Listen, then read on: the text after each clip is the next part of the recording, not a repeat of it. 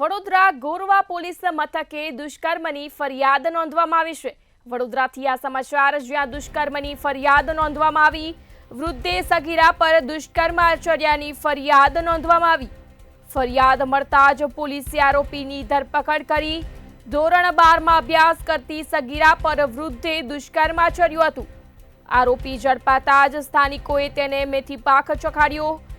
અશોક પરમાર નામના આરોપીને પોલીસે ધરપકડ કરી। આ સમગ્ર મામલે એસપી આર.ડી. ક્વાએ માહિતી આપી છે।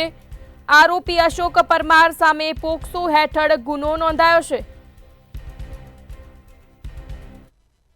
એક રેપનો બનાવ બનવા પામેલ હતો।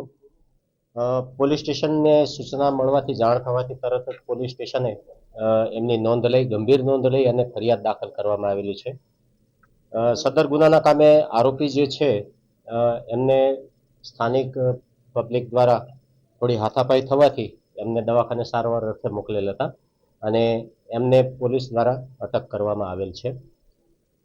ભોગ બનનાર છે એ માઇનોર છે અને શેડ્યુલ કાસ્ટમાંથી બિલોંગ કરે છે, એટલે પોક્સો એક્ટ મુજબ ફરિયાદ દાખલ કરવામાં આવી છે।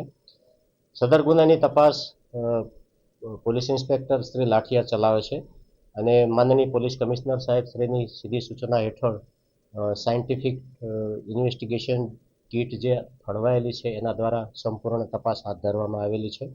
બનાવ સ્થળેથી જે ઓઇલની શીશી અને અન્ય જે ચીજ વસ્તુઓ કબજે કરવા પાત્ર હતી એ ઈ સાક્ષ્ય મુજબ પંચનામું કરી અને કબજે કરવામાં આવેલ છે।